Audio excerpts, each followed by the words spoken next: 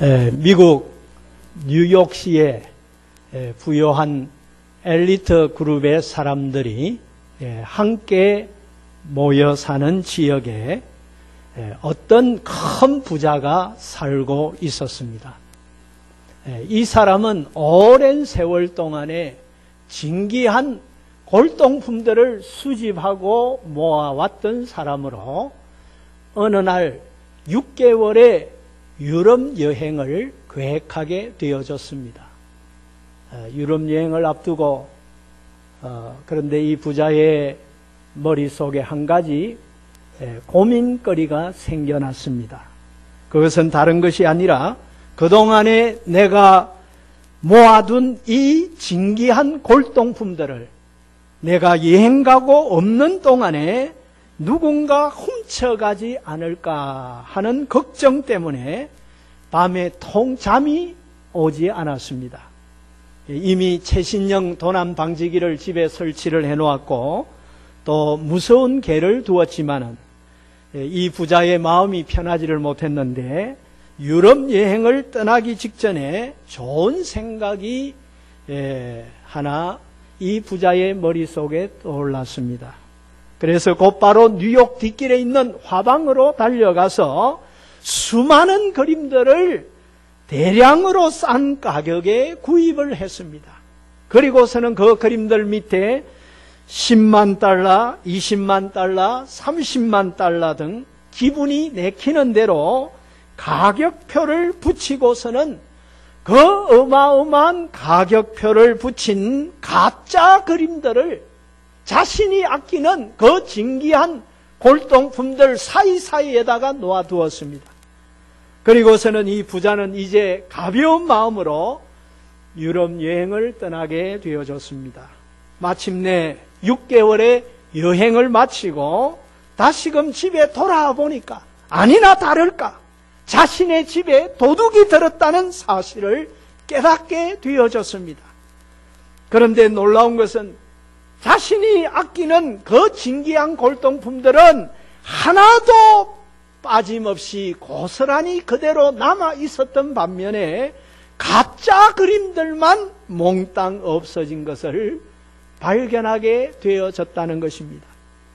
이 부자의 생각 그대로 그 집에 들어왔던 좀도둑이 그만 잘못된 가격표에 속아서 아무 가치 없는 것들을 가져가기 위해서 목숨을 걸었던 것으로 보기 좋게 그 집주인에게 쏟고 말았다는 것입니다.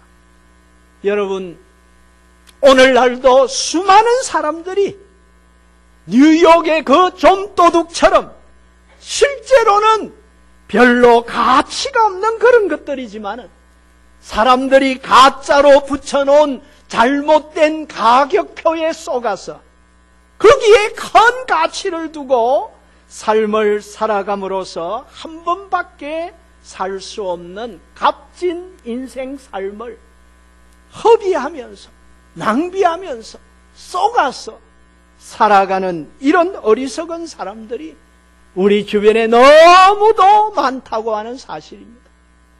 그 가운데는 우리도 포함이 되어져 있는지도 모릅니다. 오늘 함께 봉독한 본문의 말씀은 진정 행복한 사람들은 참으로 가치 있는 일들에 삶의 초점을 맞추고 살아가는 사람들인 것을 주님께서 산상보훈의 말씀 가운데서 친히 말씀해 주셨습니다.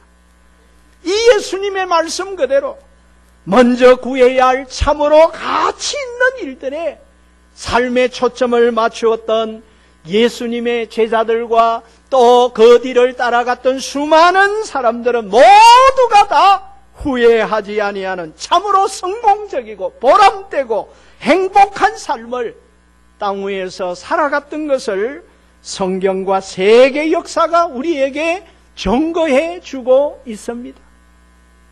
오늘 이 예배에 참석한 저와 여러분들도 우리의 땅 위의 삶을 마치고 멀지 아니한 장래에 하나님 앞에 서게 될 때에 너는 인생을 참으로 가치 있게 살았구나. 너 같은 사람은 인생을 다시 한 번 더 살았으면 좋겠다라고 말씀하실 수 있는 이런 삶을 살아갈 수 있어야 하지 않겠습니까? 그런데 이와는 정반대로 너는 이 세상에 있었을 때에 욕심에 사로잡혀서 불신앙과 불순종에 사나마나한 무가치한 인생 삶을 살았구나 라고 하는 이런 책망의 말씀을 듣는다고 하면 오늘 우리가 이 세상에서 아무리 재물을 많이 모으고 높은 자리를 차지하고 큰 명예를 얻고 화려한 학력과 경력을 쌓아나가고 세상적인 관점에서 볼 때에 성공을 성취했다고 할지라도 하나님 앞에서는 참으로 안타깝고 불행스러운 인생이라고 말을 하지 아니할 수 없을 것입니다. 여러분, 이러한 두 갈래의 인생 삶은 우리가 무엇에 가치를 두고 무엇을 위해서 삶을 살아가고 있는가에 따라서 좌우되어지고 결정되어진다라고 하는 사실을 성경이 우리에게 가르쳐주고 있습니다. 여러분들이 잘 아시는 대로 볼 수도 없었고 귀로 들을 수조차도 없었고 입으로 말조차 할 수 없었던 이런 삼중고의 인생 삶을 살았지만은 참으로 아름다운 삶의 발자취를 남겼다라고 평가를 받았던 그 유명한 헬렌 켈러가 이런 말을 남겼습니다. 많은 사람들은 참으로 행복이 무엇인지 잘 모르고 있다. 행복은 자기 만족에서 얻어지는 것이 아니라 가치 있는 일에 충실할 때에 비로소 얻어지는 것이다 라는 말을 한 바가 있습니다. 그런데 오늘날 많은 사람들이 별로 가치가 없는 일들을 절대적인 것으로 떠받들면서 거기에 소망을 두고 거기에 그만 사로잡혀서 가치 없고 쓸데없는 세상 염려, 근심, 걱정거리들을 안으면서 인생을 낭비하는 이런 사람들이 너무도 많다는 것입니다. 미국의 유명한 심리학자 가운데 셰드 햄스테드 박사라고 하는 심리학자가 있었습니다. 이 셰드 햄스테드 박사는 인간이 하루의 삶을 살아가면서 5만에서 6만 가지의 생각을 하면서 삶을 살아가고 있다. 그런 말을 한 바가 있습니다. 여러분들이 잘 아시는 대로 우리말에도 5만 가지 생각이 다 떠오른다. 그런 말이 있지 않습니까? 이 말은 상당히 과학적인 근거가 있는 정확한 그런 표현이라고 볼 수 있을 것입니다. 그런데 이 5만에서 6만 가지의 생각들 중에 95% 이상은 어제도 했던 쓸데없는 염려, 근심, 걱정거리들을 날이면 날마다 계속해서 반복하면서 대부분의 사람들이 그렇게 삶을 살아가고 있더라는 것입니다. 그래서 주님은 오늘 31절의 말씀 가운데서 그러므로 염려하여 이르기를 무엇을 먹을까, 무엇을 마실까, 무엇을 입을까 하지 말라. 이는 다 이방인들이 구하는 것이라. 이방인이 어떤 사람입니까? 하나님의 존재를 믿지 아니하고 하나님의 살아 역사하심을 불신하는 그와 같은 사람들이 살아가는 삶의 방식이라고 주님이 말씀하시면서 너희 하늘 아버지께서는 이 모든 것이 너희에게 있어야 할 줄을 아시느니라. 주님의 보혈로 구속함을 받고 영원한 하늘나라를 값없이 상속받은 천국 백성들의 진정한 행복을 위해서 이런 세상 염려, 근심, 걱정에서 벗어나야 할 것을 친히 말씀해 주셨던 것입니다. 여러분, 오늘날 세계 최고의 부자가 누굽니까? 세계 최고의 부자로 알려지고 있는 사람이 바로 컴퓨터의 황제라는 별명을 가지고 있는 미국의 빌 게이츠라고 하는 사람입니다만은 사실은 이 빌 게이츠보다 무려 3배가 넘는 어마어마한 천문학적인 돈을 벌었던 전무후무한 세계 최고의 부자로 많은 사람들의 입에 오르내리고 있는 유명한 사람이 바로 존 디 록펠러라고 하는 사람입니다. 이 존 D 록펠러는 가난한 가정의 평범한 아들로 1839년에 출생을 해서 1937년까지 98세에 이르기까지 건 1세기를 살았던 사람으로, 어려서부터 록펠러는 그의 어머니의 가르침을 따라서 하나님 앞에 수입의 10분의 1을 11조로 드림으로 놀라운 축복을 체험했던 신앙의 사람이었습니다. 이 록펠러가 33세가 되었을 때에 최초로 자기 인생에서 100만 불의 순수한 이익을 얻음으로 100만 장자가 되어졌습니다. 그리고 이 록펠러가 43세 때에 미국에서 가장 큰 스탠다드 오일이라고 하는 정유회사를 소유함으로 미국 최대의 부자가 되어졌습니다. 그리고 이 록펠러가 드디어 53세 때에 억만장자가 되어졌습니다. 그야말로 세계 최대의 부호가 되어진 것입니다. 그런데 흥미로운 것은요, 이 록펠러가 53세 때까지만 해도 진정한 인생 삶의 행복을 맛보지를 못했다는 것입니다. 이 록펠러에게는 병이 있었습니다. 알로피셔라고 하는, 이 탈모증 비슷한 병인데요, 자꾸만 머리가 빠지고 눈썹도 빠지고 몸이 초췌하게 말라 들어가는 그런 희귀한 병을 앓고 있었습니다.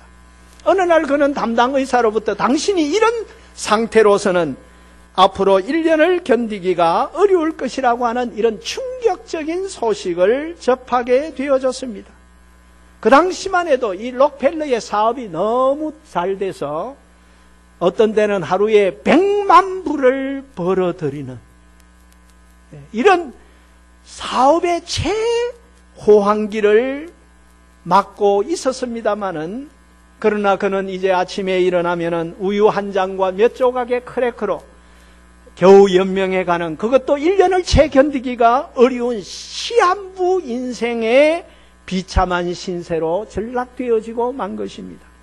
그래서 의사로부터 그 선고를 들었던 그날 밤에 록펠러는 밤에 잠을 이루지를 못하고 이런저런 생각을 하는 가운데 도대체 내가 소유한 이 많은 재산이 무엇을 의미하는가, 이렇게 자신에게 반문하면서 밤새도록 괴로워하다가 한순간 침대에서 벌떡 일어나면서 이렇게 소리를 쳤다고 합니다. 돈은 아무것도 아니다. Money is nothing. 그 다음에 록펠러가 소리를 지르기를, 하나님은 모든 것이 되신다. God is everything. 이렇게 소리를 질렀을 때 곁에 잠을 자고 있던 아내를 깜짝 놀라게 했습니다. 그리고 갑자기 일어나 바닥에 털썩 주저앉아서 침대 곁에 무릎을 꿇고 하나님 앞에 기도하기 시작했습니다. 그날 밤에 록펠러는 기도와 함께 밤을 지새면서 새벽을 맞이하게 되어졌습니다. 그래서 록펠러의 인생은 그날부터 이전과는 완전히 180도 달라지는 인생의 대전환점을 맞이하게 되어졌던 것입니다. 지금까지 록펠러의 인생 철학은 오직 나를 위해서, 오직 돈을 위해서라고 하는 자기 중심적인 잘못된 가치관과 잘못된 삶의 비전을 가지고 삶을 살아왔기 때문에 그 자신의 회사에서 일하는 노동자들을 심하게 착취해서 돈은 많이 이렇게 벌었다고 하지만은 그로 인해서 날마다 노이로제 증상과 소화불량과 무력감과 악몽으로 시달리고 있었습니다. 그러나 이제는 오직 하나님을 위해서, 오직 이웃을 위해서 살겠다라고 하는 새로운 삶의 비전과 올바른 가치관을 가지고 새로운 인생 삶을 출발하게 되어졌던 것입니다. 그래서 이 록펠러가 신실하게 교회 출석을 하고 신앙생활하기 시작한 얼마 후에 갑자기 교회를 하나 짓고 싶다고 말을 하면서 자신의 사제를 털었어요. 뉴욕에 가시면 그 맨하탄에 유명한 그 리버사이드 예배당이 있습니다. 리버사이드 교회를 록펠러가 전액 돈을 다 내어서 지은 예배당 건물이 바로 리버사이드 처치입니다. 그리고 얼마 후에 자신의 재산 1억 달러를 출연해서 록펠러 재단을 만들었습니다. 그리고 그 재단을 통해서 가난한 사람들을 돕는 의료 사업과 교육 사업을 위해서 자신이 그동안에 모아들인 모든 재산이 쓰여지도록 그렇게 가감하게 결단을 내렸다는 것입니다. 이 결단을 내린 직후에 놀랍게도 이제는 아침에 일어나서 음식을 먹는 것도 과거와는 달리 소화를 잘 시킬 수가 있게 되어졌고요. 이런 신체상의 변화가 일어나게 되어졌다는 것입니다. 과거와는 달리 밤에 잠을 자도 이제는 단잠을 자게 되는 이러한 놀라운 변화가 일어나기 시작했습니다. 그래서 의사들이 이 록펠러가 거의 55세를 넘기기가 어려울 것이라고 그렇게 진단을 하고 판단을 했습니다마는, 그럼에도 불구하고 이 록펠러가 98세까지 건강하게 삶을 살게 되어지는, 자신의 건강을 돌보았던 주치 의사보다 더 오래 사는 이런 장수의 축복을 누릴 수가 있었다는 것입니다. 그것은 다른 것이 아니라 오늘 주님이 주신 참으로 가치 있는 삶의 비전을 가지고 여기에 초점을 맞추는 삶을 살기로 결심하고 결단을 내릴 수 있었기 때문에 하나님께서 모든 것을 록펠러에게 더해 주시는 놀라운 축복을 삶 속에서 누릴 수가 있었던 것입니다. 록펠러가 말년에 이런 고백을 했습니다. 나의 인생의 전반기 55년은 쫓기면서 불행한 삶을 살았지만은 나의 인생 후반기 43년은 참으로 행복하게 살았습니다. 그가 하나님의 부르심을 받기 직전에 이와 같은 고백을 할 수가 있었던 것입니다. 이 록펠러는 인생의 그 후반기에 교육 사업의 중요성을 깨닫고 미국의 그 시카고에 가면 명문 시카고 대학이 있습니다. 이 시카고 대학이 바로 록펠러가 세운 대학입니다.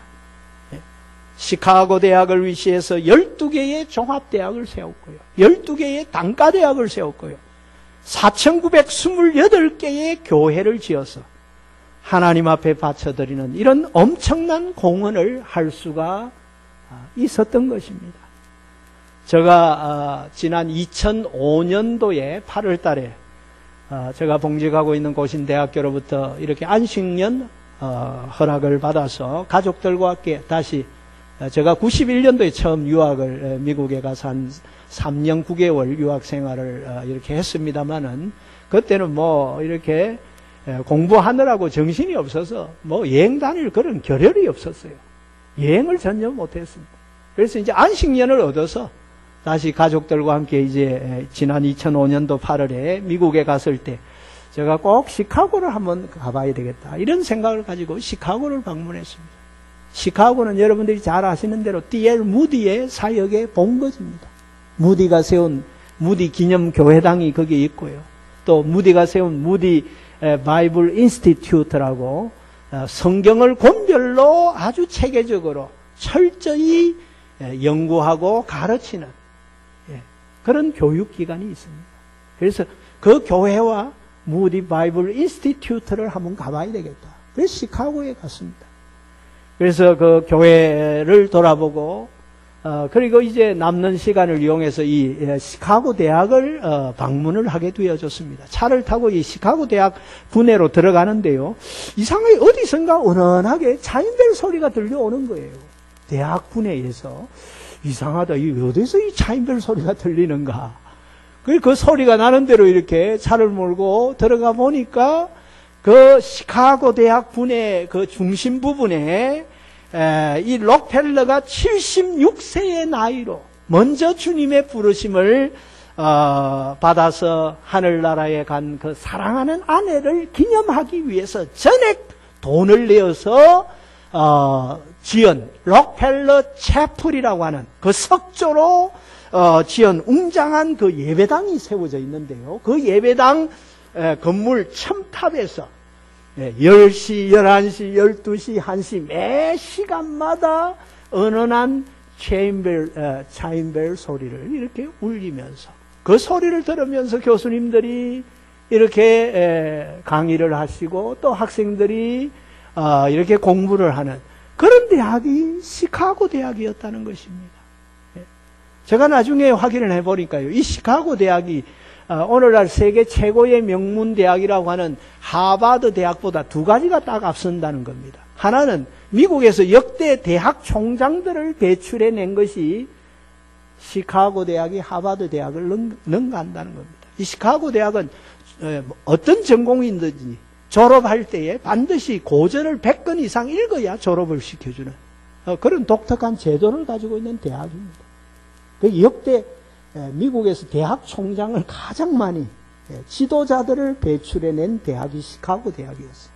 그 다음에 두 번째로 하버드를 앞서는 것이 지금까지 그 노벨 수상자를 85명 배출해낼 정도로 하버드 대학보다 노벨 수상자를 가장 많이 배출해낸 대학이 바로 록펠러가 세운 시카고 대학이었다는 것입니다.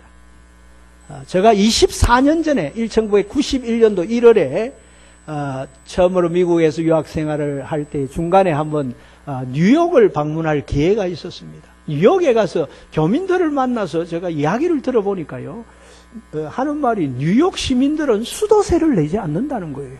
왜 수도세를 내지 않습니까? 그랬더니 록펠러가 세운 이 록펠러 재단에서 뉴욕의 그 수도관 설치 비용을 전액 다 지불을 했기 때문에 록펠러의 봉사로 인해서 그때까지도 뭐 지금은 내고 있는지 안 내고는 제가 확인을 안 했습니다만 그때까지만 해도 뉴욕 시민들이 수도세를 내지 아니하고 공짜로 물을 먹게 되어졌다는 것입니다. 나중에 이 록펠러가 너무 수입이 많으니까 11조 계산하는 것이 어려워져 가지고 11조를 정확하게 계산하기 위해서 40명이나 되는 직원을 두면서까지 온전한 11조를 하나님 앞에 드렸다는 것입니다. 하나님께서는요, 이런 록펠러를 그의 당대에만 복을 주신 것이 아니고 제가 문헌들을 조사를 해보니까 그의 자녀들에게도 복을 주셨어요. 록펠러의 친손자인 넬슨 올드리지 록펠러는 뉴욕 주지사가 되었고요. 나중에 미국의 부통령이 됐습니다. 록펠러의 친손자가 부통령이 되었어요. 또 다른 손자인 윈스롭 록펠러는 아칸소 주지사가 됐고요. 또 존 디 록펠러 4세는 웨스트 버지니아 주지사 및 상원 의원으로 미국 사회를 위해서 크게 기여하는 인물들로 쓰임을 받게 되어졌던 것을 볼 수가 있습니다. 여러분, 우리의 인생을 한문용어로 뭐라고 합니까? 일생이라고 말을 하고 있지 않습니까? 이 일생이라고 하는 용어는 연습이 없는 단 한 번밖에 살 수 없는 인생이라고 하는 엄숙한 의미를 가지고 있는 단어입니다. 그러므로 가치를 올바르게 설정하지 않으면 안 된다는 것입니다. 그런데 여러분, 우리가 살아가는 이 세상에는요, 영원한 가치를 지니고 있는 것이 사실 존재하지 않습니다. 1912년도에 첫 항해에 나섰던 그 유명한 타이타닉호, 영화로도 제작이 되어졌습니다마는 이 타이타닉호는요, 그 당시 세계 최대 유람선으로 초고급 시설을 갖춘 초호화 여객선으로 침몰이 불가능한 배로 그렇게 알려졌습니다. 그 배의 선장은요, 뭐라고 말을 했는지 아십니까? 하나님이라도 이 배를 침몰시킬 수 없다라고 큰 소리를 쳤던 그런 배였는데, 첫 번째 항해에 거대한 빙하와 충돌하면서요, 1517명이 바닷물에 빠져 죽고요, 그 배는 4000m 심해에 가라앉음으로 말미암아 온데간데 없이 사라지고 말았습니다. 그 난공불락으로 여겨졌던 독일의 나치 체제도, 레닌의 공산주의도 줄줄이 종말을 고하고 말았던 것을 우리는 잘 알고 있지 않습니까? 작년 4월 16일에 오전에 발생한 그 세월호 침몰 참사 사건, 여러분 잘 아시죠? 302명의 희생을 초래했던 그 대참사의 근본 원인을 제공한 사람으로 수배를 받았던 구원파 교주 유병헌 씨. 이 유병헌 씨는요, 세월호 참사가 나기 1년 전만 해도 자신의 존재감을 가시하고 자신의 이름을 드러내기 위해서 엄청난 돈을 들였어요. 파리 루브르 박물관에서 사진 전시회를 열었고요. 런던 심포니 오케스트라까지 초청을 해가지고 초호화판 행사를 벌이는데 돈을 물쓰듯이 썼던 장본인이 바로 유병헌 씨였습니다. 국내외에 200채가 넘는 아파트와 재벌 수준의 많은 기업들을 거느리고 있었던 그가 결국 작년 6월 10일 순천 매실밭에서 형체도 제대로 알아볼 수 없는 구더기로 뒤덮인 처참한 시신으로 발견되어지는 이런 불행스러운 종말을 맞이했던 것을 우리는 뉴스를 통해서 다 목격했지 않았습니까?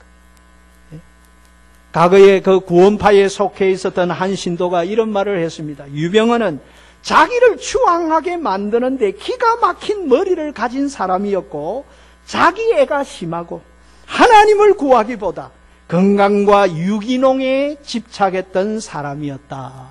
그렇게 평가를 했다고 합니다만 오늘 본문의 말씀 그대로 하나님의 나라와 그의 의를 구한 것이 아니라 자기 왕국을 건설하고 자신의 탐욕에 사로잡힌 결과로서 얼마나 비참한 종말을 맞이했던가 하는 것을 만천하에 드러내 보여준 그와 같은 구체적인 사례가 아닐 수가 없는 것입니다. 여러분, 기업의 평균 수명이 얼마인지 아십니까? 제가 어떤 책을 보니까 세상에 잘 나간다고 하는 유명한 기업들의 평균 수명이 40년으로 나와 있습니다. 이와 같이 어떠한 기업체도요, 이 세상에 영원히 존재하는 것은 아니라는 사실을 우리는 몇 년 전에 일어난 세계 경제 위기를 통하여 목도하고 확인을 한 바가 있습니다. 더 나아가서 한 나라도 영원하지 않습니다. 우리 주변의 대자연 세계나 세상의 그 무엇도 영원한 것이 될 수가 없습니다만 오직 하나님의 나라와 하나님의 권세와 하나님의 영광만이 영원한 것임을 믿으시기를 바랍니다. 왜 그렇습니까? 주님이 우리에게 가르쳐 주신 기도 가운데 대개 나라와 근세와 영광이 아버지께 영원히 사옵나이다 라고 우리는 신앙 고백하면서 그렇게 기도하고 있기 때문입니다. 여러분, 하나님의 나라가 무엇입니까? 하나님의 나라라고 하는 것은 하나님의 통치가 미쳐지는 영역이 바로 하나님의 나라입니다. 어떤 사람이 진정한 그리스도인입니까? 매 순간순간 하나님의 말씀의 다스림을 받으면서 주님이 주신 삶의 비전을 따라 헌신하는 삶을 살아가는 사람이 바로 천국의 삶을 살아가는 행복한 사람이요, 참으로 가치 있는 인생인 것을 믿으시기를 바랍니다. 내 생각이나 내 기분, 내 감정, 이것은 하루에도 수천 수만 번 이거는 요동치고 변하는 것입니다. 변하는 것에 여러분 끌려가지 마시고 거기에 영향을 받지 마시고 하나님의 영원 불변하신 축복의 언약의 말씀의 다스림을 받으면서 주님이 주신 삶의 비전을 따라 헌신하는 삶을 살아가는 사람이 바로 천국의 삶을 살아가는 행복한 사람이요, 참으로 가치 있는 인생인 것을 믿으시기를 바랍니다.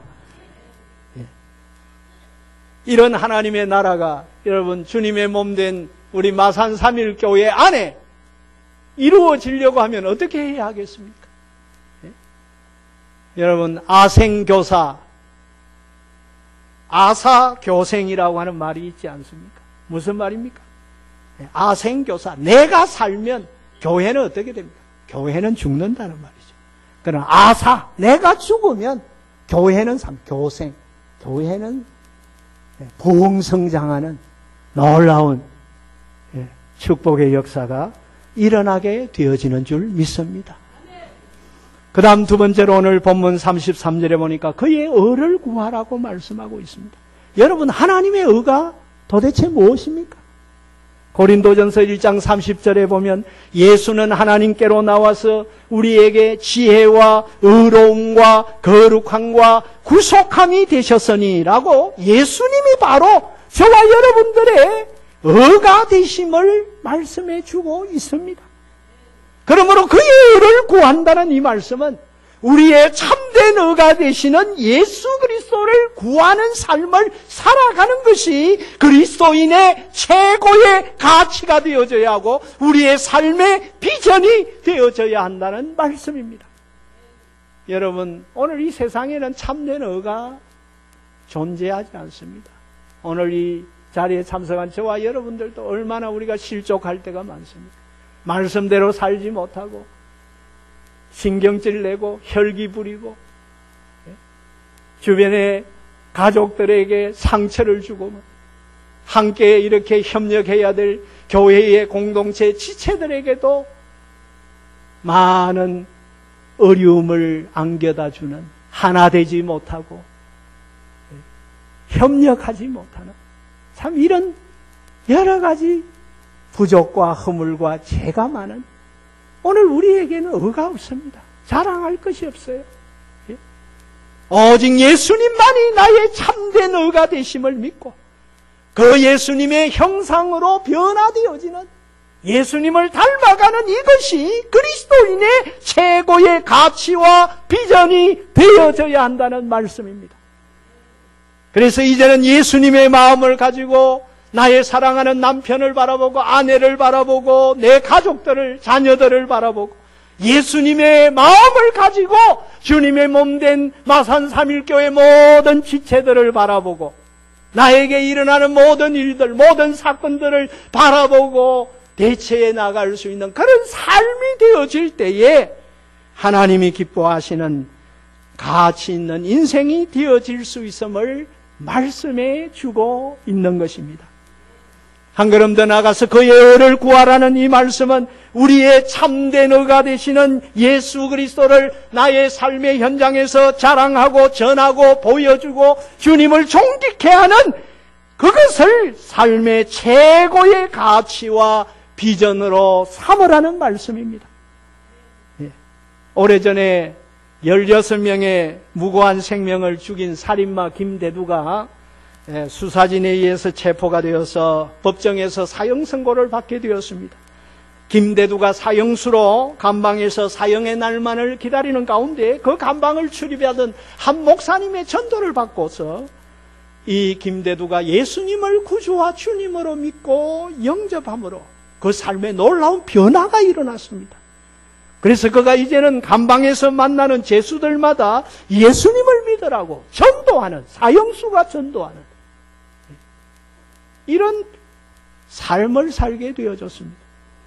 얼마 있다가 그 후에, 요즘은 사형 집행을 안 합니다마는 그때만 해도 사형 집행을 했거든요. 마지막 그 사형 집행을 받게 되어졌습니다. 사형 집행의 순간에 사형 집행관이 김대두에게 마지막으로 할 말이 없는가 질문을 던졌습니다. 그때 김대두는 분명한 목소리로 대답하기를, 먼저 하나님께 감사드립니다. 저는 이미 죽었어야 할 몸이지만은 하나님께서 저를 불쌍히 여겨주셔서 예수님을 믿고 구원받게 해주셨으니 감사할 뿐입니다. 저는 여러분들과 이제 영영 이별하는 것이 아니고 하나님 나라에 가서 나중에 여러분들을 꼭 만나보고 싶습니다. 이렇게 최후 진술을 한 후에 그 사형 집행에 참석한 목사님을 향해서 말하기를, 목사님, 은혜 많이 받았습니다. 감사합니다. 이렇게 말을 했다는 것입니다. 그때 그 자리에 있었던 목사님이 누가복음 23장 42절의 말씀을 읽었습니다.